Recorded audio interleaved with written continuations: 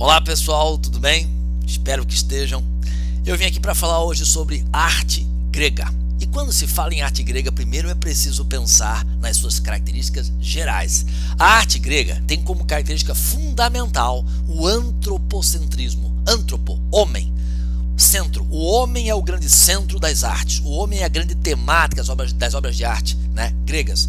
Tanto na tragédia, na comédia, no teatro grego de modo geral, na escultura, na pintura ou na arquitetura, o homem é sempre a principal temática, seja representando a sua beleza física ou ainda a sua condição existencial, os seus conflitos que marcam suas vidas muitas vezes extremamente atribuladas. Muito bem, o filósofo Protágoras, ele define muito bem o antropocentrismo, Ele vai dizer que na Grécia o homem é a medida de todas as coisas. Sim, tudo é feito pensado no homem, e na arte grega nós vamos perceber isso claramente. Agora, temos ainda uma outra característica. A arte grega é sempre considerada extremamente equilibrada, racional. Sim, é verdade, mas é preciso detalhar isso com bastante cuidado. O filósofo grego Friedrich Nietzsche, nascido em 1844, morreu em 1900, ele foi um cara que trouxe uma visão mais, digamos, madura e ao mesmo tempo aprofundada sobre o que é essa racionalidade grega. Quando a gente fala em algo racional, algo racionalista, dá a ideia de que seja algo frio, que, digamos, inibe, que nega as emoções. Não é assim que o Nietzsche enxerga a arte grega. Para ele, a arte grega é, na verdade, a combinação de dois elementos que marcam a personalidade do homem grego. O elemento dionisíaco, inspirado no deus Dioniso, o deus da tragédia, o deus do vinho, o deus do teatro também, e também o princípio apolíneo, inspirado no deus Apolo, o deus da beleza, o deus do equilíbrio e da harmonia. Para Nietzsche, o homem grego tem esses dois elementos. Através do elemento dionisíaco, o homem grego é aquele que deixa se envolver naquilo que a vida lhe oferece de melhor, vivendo seus prazeres, vivendo suas paixões, seus instintos, fazendo valer sua vontade. Mas ao fazer isso, ele vai acabar entrando em conflito com outros. E esses conflitos podem ser de ordem amorosa, de ordem política. Esses conflitos provocam sofrimento. E é nesse momento em que a vida muitas vezes parece perder sentido que a razão, o equilíbrio apolíneo acaba devolvendo o sentido à vida. Então a paixão, a emoção e a razão são elementos complementares no modo de pensar do homem grego e ao mesmo tempo na arte grega, certo? Como diria Nietzsche, é preciso ter um caos dentro de si para criar uma estrela cintilante. O elemento caótico aqui é dionisíaco, as paixões, as emoções, os sentimentos que afloram. E a coisa cintilante, beleza, o equilíbrio vem justamente desse elemento apolíneo, a razão que coloca as coisas no seu lugar, atribuindo a essas coisas o elemento de beleza. Muito bem. Agora vamos ver então como essas características acabam se manifestando nas várias modalidades da arte grega. Começando aqui pela pintura. Se a pintura na época das cavernas, se a pintura egípcia, a pintura romana aconteceram principalmente em paredes, a pintura grega acontece em vasos. Nós vamos ter duas fases diferentes. Numa primeira fase, temos essas pinturas sendo feitas sobre um fundo vermelho. E numa segunda etapa, as pinturas acontecendo sobre o fundo preto. É isso, é só lembrar do Flamengo, Primeiro o fundo é o quê? É rubro, e depois o fundo é negro, certo? Então a pintura grega é uma pintura rubro-negra nas suas duas principais etapas, duas principais fases. Muito bem, agora olha só, os principais temas são temas mitológicos, temas do cotidiano, envolvendo aí obviamente a figura humana, Então vamos lembrar que mesmo quando o tema é mitológico, mesmo quando envolve deuses gregos, esses deuses têm paixões humanas, eles têm vícios humanos, têm desejos humanos, certo? A condição de vida dos deuses é uma condição muito semelhante à dos homens. Então temos aí figuras antropomórficas, antropo quer dizer homem, mórfico é forma, ou seja, forma humana, mas elas aparecem não de forma muito natural. Porque há uma certa estilização de algumas partes do corpo, como as mãos, que aparecem mais finas que o habitual, e mesmo os pés, como a gente observa, certo? Nessa pintura feita aqui nesse vaso. Muito bem, agora vamos falar sobre escultura. A escultura grega se divide também em etapas, mas nesse caso 3 etapas, certo? que coincide ali com as 3 últimas fases da história grega. No período arcaico, que é o período em que as cidades gregas, as cidades-estado, as polis, estão se formando, é nesse momento que Atenas está se transformando numa grande democracia, é nesse momento que Esparta se consolida como uma cidade militarista. Pois então, nesse momento de formação das cidades gregas, período arcaico, nós temos aí uma forte influência da escultura egípcia. Uma escultura que é marcada, nesse caso, pela frontalidade, sempre figuras de frente e numa posição estática, parada. Mas há também uma outra coisa que tem influência egípcia, uma certa desproporção. Por exemplo, a gente vê aqui uma cintura mais afinada e vê os braços bem grossos. Aqui a parte do antebraço é quase tão grossa quanto essa parte aqui. Agora, já aqui a canela também, extremamente grossa, certo? Quase tão grossa quanto a coxa. Então há uma certa desproporção que tem aí uma influência grega. As figuras masculinas eram chamadas de couros, as femininas chamadas de coures. Agora, quando a gente chega no período clássico, a coisa vai mudar. É o período em que acontecem as guerras médicas contra os persas. Os gregos vencem os persas e acabam mantendo a sua forte influência sobre o mar Egeu.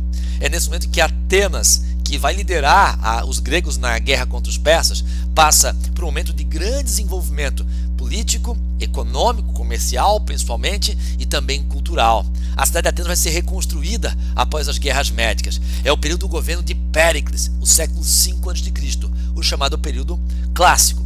Nesse período aqui, nós temos então figuras naturalistas, ou seja, não é mais aquela figura posando para ser esculpida, extremamente ali estática. Não, agora são figuras retratadas geralmente nuas, mas ao natural, por 2 motivos. Primeiro, porque se flagra essas pessoas fazendo alguma coisa típica do seu dia a dia. Então quer dizer que os homens gregos não estavam pelados arremessando disco por aí. Não, não é bem assim. Os atletas gregos, por exemplo, de Esparta, praticavam exercícios físicos, as modalidades esportivas completamente nus, inclusive disputavam os Jogos Olímpicos completamente nus. Em Esparta, por exemplo, o lugar onde eles faziam seus treinamentos militares, que tinha obviamente muito treinamento esportivo, eram chamados de ginásios, que vem do grego gimnium, quer dizer o quê? Genitália, sim, o lugar onde eles praticavam esportes e completamente nus, com suas genitálias à mostra. Muito bem, nesse caso aqui, também é naturalista, por quê? Porque se representa o corpo humano com uma proporção bastante próxima ao real, se não exatamente igual ao real, certo? Muito bem, agora quando a gente chega, lembrando aqui que essa escultura é o do escóbulo, certo? De Miron. Quando a gente chega no período helenístico, é o período do domínio macedônico. É quando Alexandre o Grande vai formar um dos grandes impérios da antiguidade. Ele domina a Grécia, mas também os macedônios já tinham dominado a Pérsia, a Mesopotâmia, o Egito, a Palestina, a Fenícia, esses vários povos ali do Oriente Médio, muitos deles, Então há uma mistura dessa visão de mundo do Oriente Médio, mais voltada para a religião, certo? Uma visão mais pessimista e essa visão grega. Essas 2 culturas se misturam sob o domínio macedônico. É o chamado período helenístico. E nesse período que a gente tem aí, a Samotrácia como um dos principais exemplares. Há movimento? Sim, mas nesse caso há bastante dramaticidade. A gente vê pelo volume das roupas, pela posição, uma grande dramaticidade com movimento, o que não acontece, por exemplo, no período clássico. O período clássico tem movimento, mais naturalista, sem essa dramaticidade. Agora, quando chegamos aqui na arquitetura, a gente percebe que as colunas gregas, os seus capitéis, que seriam exatamente essa parte aqui, da coluna, seriam aquilo que define, que diferencia os 3 estilos arquitetônicos gregos: o estilo dórico, o estilo jônico e o estilo coríntio. Dórico, dos dórios, que fundaram Esparta; jônico, dos jônios, que fundaram Atenas; e coríntio, dos povos que fundaram a cidade de Corinto. Muito bem, no estilo jônico, olha só, nós temos o fuste, que é essa parte aqui da base da coluna, extremamente grosso, robusto, representando o quê? A forma física masculina dos grandes soldados de Esparta, Homens robustos, fortes. E temos aqui também o capitel, que é a parte superior, extremamente simples. Olha só, em Esparta, os homens mais ricos da cidade eram os militares, e eles levavam uma vida de rigoroso treinamento militar, o que acabava sendo uma vida extremamente simples. Então, aqui, olha só, essa coluna com esse fusto e esse capitel representam o corpo masculino simples e robusto, certo? Vejam como o homem é a medida de todas as coisas. Até as colunas gregas serviam para representar, né, o corpo humano. Agora, quando a gente olha para as colunas jônicas e coríntias, o que a gente tem? A gente tem, na verdade, um fuste, uma base, né, mais fina, representando o corpo feminino, pelo menos aquele corpo, né, de beleza ideal, mais fino, tá? Mais magro. E no capitel a gente tem o que? Formas curvas, que se assemelham a algumas formas curvas do corpo feminino, como, por exemplo, o cabelo ondulado, por ser um cabelo comprido, ou ainda, né, os seios. E essas curvas que aparecem aqui também aparecem em tamanho menor e em número mais diversificado, certo? Agora tem uma outra coisa curiosa quando se fala em arte grega. O momento em que a gente chega no século V a.C., século de Péricles governando Atenas, reconstruindo Atenas, temos aí os principais exemplares da arquitetura grega. E é nessa época que é construído o Erechtheion, o templo em homenagem aos deuses do campo. Aqui a gente tem, no lugar das colunas, e olha só, as colunas eram os principais símbolos da arquitetura grega, mas aqui se troca as colunas pela escultura de mulheres cuja cabeça suportam o peso da estrutura arquitetônica. São as chamadas cariátides, sim, as esculturas das mulheres de Cária. Cária era uma região na Ásia Menor, onde hoje fica a Turquia, seria do lado direito da Grécia, né, ao lado direito do Mar Egeu. E quando aconteceram as guerras médicas dos gregos contra os persas, essas mulheres estavam ali, ó, certo? No fogo cruzado, no meio do caminho. E elas sabiam que seriam dominadas ou pelos gregos ou pelos persas. E aí? Sabiam que a liberdade, de forma, digamos, ampla, já não era mais possível. Mas era possível ter a liberdade para escolher a qual povo se quer submeter, a qual povo se quer, né, fazer aliança num momento como esse. E elas pensaram, os gregos chamam os outros povos de bárbaros. Já os persas não desprezam assim a cultura dos povos dominados. Os persas, eles chegam inclusive a assimilar a cultura dos povos dominados, usando a cultura dos povos dominados em seu próprio favor. Então, essas mulheres preferiram, né, servir aos persas e auxiliar os persas durante a guerra. Só que os persas perderam. Essa região da Ásia Menor foi dominada pela Grécia e essas mulheres foram escravizadas, levadas para Atenas, e lá vão trabalhar cortando pedra para reconstruir a cidade e inclusive construir os templos nesse momento, como o Partenon e também aqui o Erechtheion.